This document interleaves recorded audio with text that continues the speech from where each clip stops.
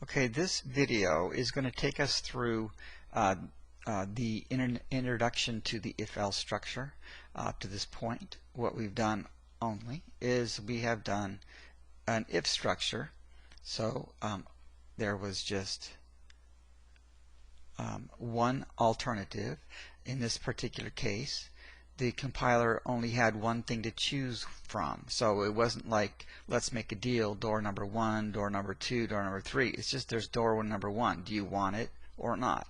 And so either the compiler displays congratulations, you passed, or it does, or it just ignores it. And so that's what we started with. Now we are going to look at an if-else structure, which is how we can have the compiler make a choice between two options.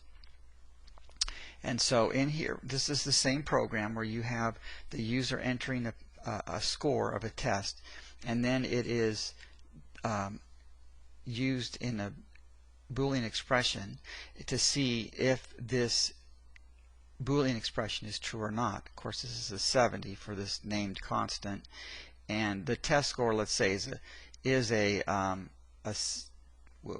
65.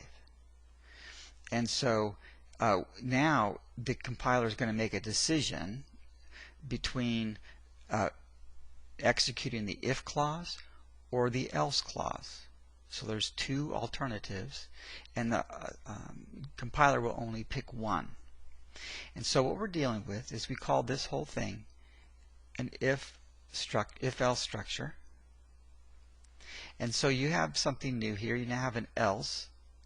And the key thing to notice about else is that the else statement has no Boolean expression.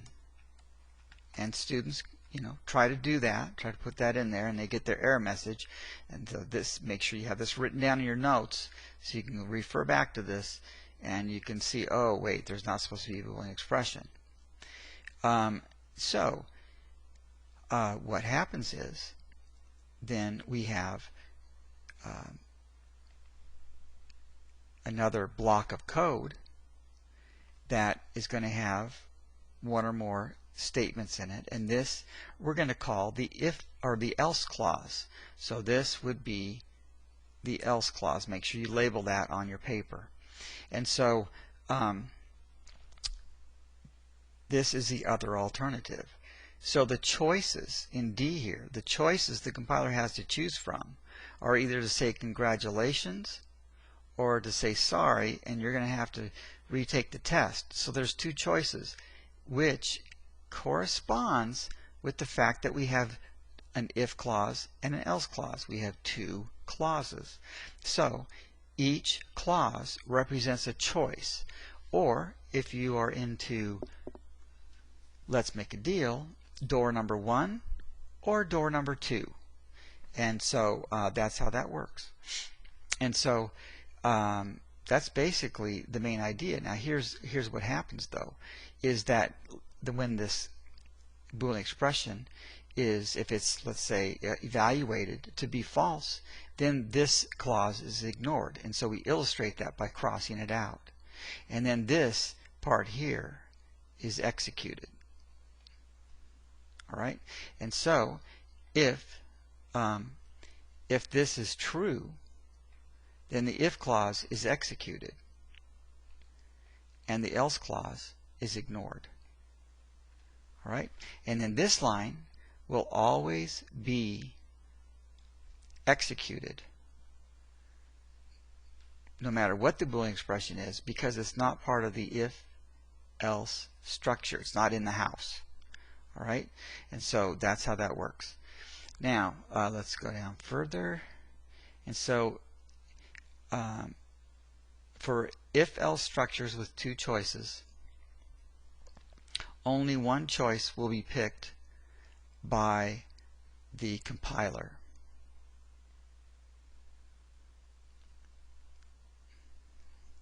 So only one choice will be picked, and we just demonstrated how that happens. In other words, only one clause will be executed.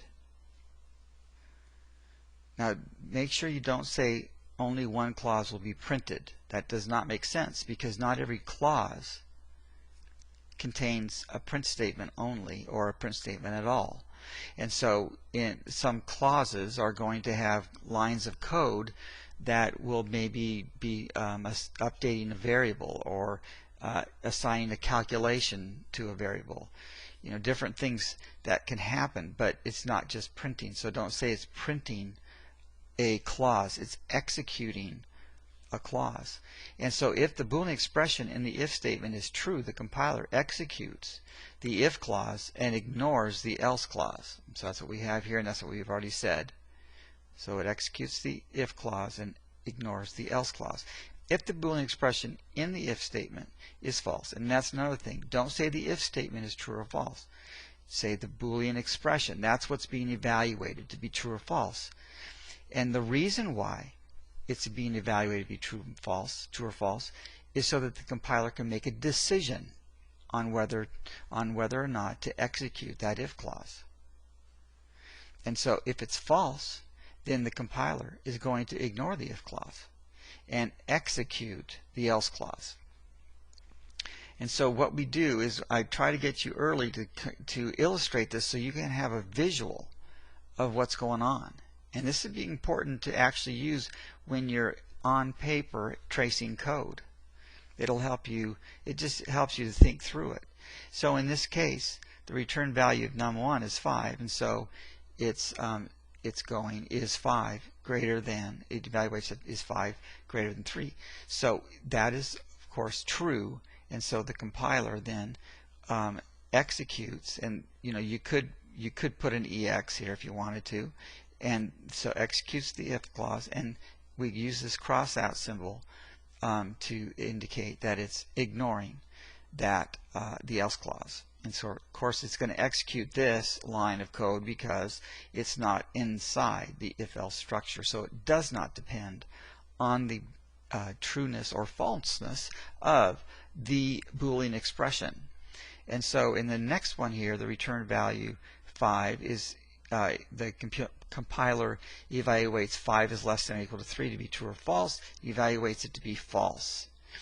And then so it ignores if, and then it executes the else clause, and then it of course does this line, or executes this line. That is not part of the if-else structure. Alright, and so that's how that works.